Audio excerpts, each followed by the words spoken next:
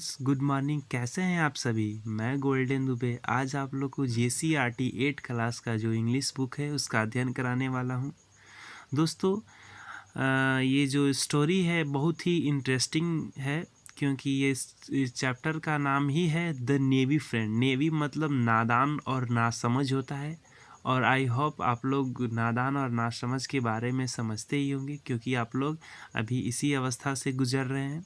तो आइए दोस्तों, इस स्टोरी के स्टार्ट करने के पहले कुछ थीम दिया हुआ है, उसे हम लोग समझेंगे।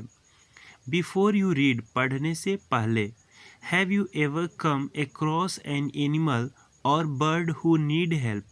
क्या आपने कभी कोई जानवर और पंछी से होकर गुजरे हैं? हु नीड हेल्प, जिसे मदद की ज़रूरत हो।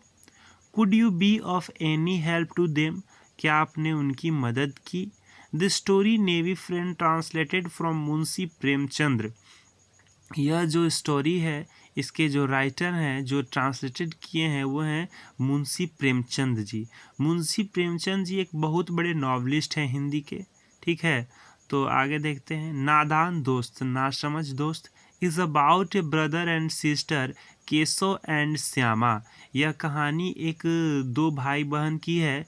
जो भाई है उसका नाम है केशव और बहन जिसका नाम है Shyama. Who are amused to discover 3 eggs just above the cornice in their house। और वो जो भाई बहन है उन्होंने 3 अंडे की खोज किए हैं, जिससे वे बहुत प्रसन्न नज़र आ रहे हैं, और वो जो अंडे हैं वे उनके छज्जे के ऊपर है।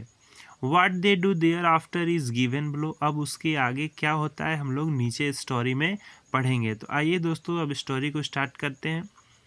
A bird had laid egg just above the cornice in Keshav house. एक जो चिड़िया की जो अंडे हैं वो कॉर्निस, केशव के कॉर्निस के ऊपर हैं। Both Keshav and his sister, जो केशव और उसकी बहन है Shyama, would watch the bird intently as the flew back and forth. जो केशव और उसकी बहन श्यामा है, चिड़िया को आते जाते देखती हैं, और उससे उन्हें क्या होती है, बहुत प्रसन्नता होती है, बहुत खुशी मिलती है उन्हें। First thing every morning, the two would come and stand in front of the cornice, rubbing their eyes barely awake। और वे जैसे ही सुबह होती है, वे दोनों आँख मलते हुए कॉर्निस के पास आकर खड़े हो जाते हैं, और वे चिड़िया को आते जाते देखते हैं। The pleasure they drew from seeing the two birds was so great that they even forget about the joy of milk। और वे joy of milk and jalebi, और उस चिड़िया को देखने में उन्हें इतना खुशी और आनंद मिलता है कि वे अपने सुबह के नाश्ता का जिलेबी और मिल्क भी भूल जाते हैं। Numerous question rose in their mind, उनके दिमाग में बहुत सारे क्वेश्चन आते हैं। How big were they egg, अंडे कितने बड़े होंगे। वाट कलर वेयर दे, उनका रंग कैसा होगा। हाउ मैनी, कितने होंगे। वाट डिड दे ईट, वे क्या खाते होंगे। How would the chick come out of them, उनमें से चूजे कब बाहर आएंगे। What is the nest like, उनका घोंसला कैसा होगा। But there was nobody around to answer their question, परंतु उनके पास उनका जवाब देने वाला कोई नहीं था। माँ had no time from the housework and Babuji his book, और बाबूजी के अपने किताब से उन्हें फुर्सत नहीं मिलती थी।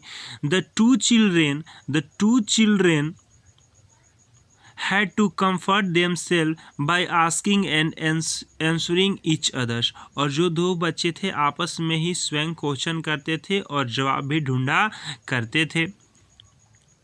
श्यामा टेल मी भैया, will the chick fly away as soon as the come out of the egg. अब जो श्यामा है वो कहती है कि भैया, अब जो चूजे हैं अंडे से चूजे बाहर आ गए होंगे और उड़ने लगे होंगे, ठीक है ना, और उड़ गए होंगे चूजे बाहर आके।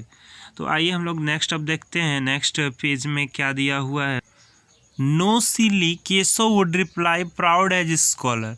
अब जो केशव है अपने आप को बहुत विद्वान जैसा समझते हुए बोलता है कि नहीं मूर्ख, first they have to grow wings, पहले उनमें पंखुड़ियाँ आएंगी। Wings, how would the poor thing fly without wings, और जो बेचारी जो चिड़ियाँ हैं बिना पंखुड़ियों की कैसे उड़ेंगी। Shyama what would the poor bird feed her little ones. Shyama कहती है कि भैया जो चिड़ियाँ हैं, बेचारी चिड़ियाँ छोटे बच्चों के लिए अनाज कहाँ से लाती होंगी, कैसे लाती होंगी ना, क्या खिलाती होंगी, ये बोल रही है Shyama. This was a tricky question even for Keshav to answer. यह एक बेतुकी टाइप सा क्वेश्चन था जिसका जवाब केशव के पास नहीं था। A couple of days went by and the children curiosity increased their। और दिन पे दिन बीतते गए और बच्चों का जिज्ञासा और बढ़ते गया। किसको देखने के लिए? eager to see the egg, अंडे को देखने के लिए। They were certain they had hatched by then। और उन्होंने निश्चय सोच लिया कि अब अंडे से जो चूजे जो थे वो बाहर आ गए होंगे। The question of what the chick would eat now weighed heavily on their mind। और उनके दिमाग में तुरंत क्वेश्चन आया कि जो चूजे होंगे वे क्या खाते होंगे। What would the poor bird find enough grain to feed her brood। अब वे जो सोच रही हैं कि जो बेचारी चिड़ियाँ हैं वे इतना सारा अनाज अपने बच्चों के लिए कहाँ से लाती होंगी ना। The chick were sure to stop to death. और उन्होंने सोचा कि चूजे जो हैं वो श्योर ही भूख से मर जाएंगे। This thought left the sibling very एनेक्सियस। और जो दोनों भाई बहन थे वो इसी बात के लिए बहुत चिंतित थे। They decide to scatter some. और उन्होंने निश्चय किया कि some grain on the cornice for the bird to peck. और उन्होंने निर्णय किया कि छज्जे के ऊपर कुछ अनाज के दाने फैला देंगे। Shyama sad happily. श्यामा खुशी से कहती है, खुशी होकर बोलती है, oh then the bird won't have to fly anywhere in search of food, we'll see। और कहती है कि भैया कि तो चिड़ियाँ अब कहीं पे जो भोजन है वो सर्च करने नहीं जाएंगी यदि हम लोग कॉर्निस के ऊपर अनाज फैला देंगे तो देखिए क्या कहता है भैया। ओ नो सैड केशव कहता है, oh no why would she, क्यों जाएंगी। But won't the chick be really hot up there. परंतु जो चीज़ें हैं उन चूजे जो हैं अंडे से जो चूजे बाहर निकले हुए होंगे उन्हें क्या लग रही होगी, धूप लग रही होगी। A new worry cross Shyama. अब नई चिंता श्यामा के माइंड में आया। ठीक है, Keshav had not thought of this problem until then. अभी तक केशव जो है इस प्रॉब्लम के बारे में सोचा भी नहीं था। यस ही सैड, वह कहा कि जी हाँ, there are probably dying of thirst up there. और संभवतः उन्हें प्यास भी लगती होगी। ठीक है, there is no shade above them even, क्योंकि उनके ऊपर कोई सैड ऊपर में नहीं है।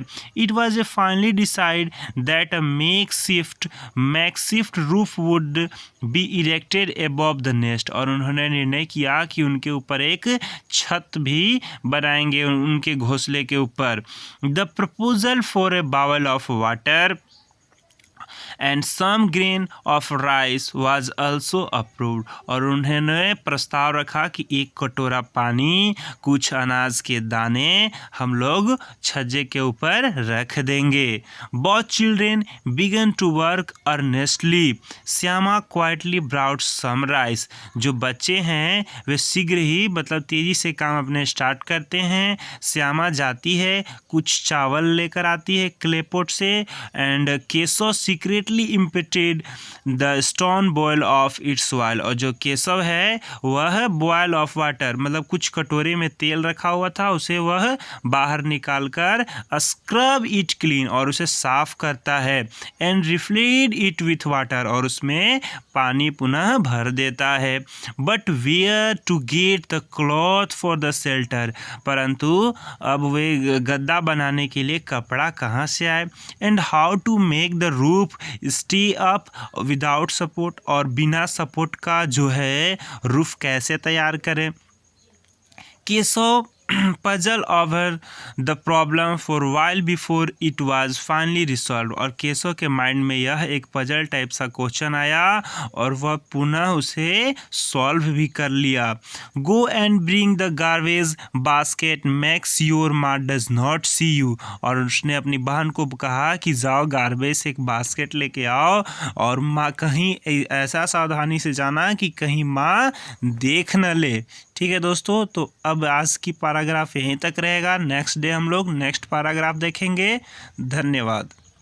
तो दोस्तों आप इस वीडियो को ज़्यादा से ज़्यादा लाइक करें और शेयर करें और हो सके तो अपने सभी मित्रों के पास भेज दें, क्योंकि उन्हें भी इस कहानी की बहुत ज़रूरत है। और 8 क्लास के जो भी बच्चे हैं शायद उनके पास आप ज़्यादा से ज़्यादा इस वीडियो को शेयर ही करें। ठीक है, धन्यवाद।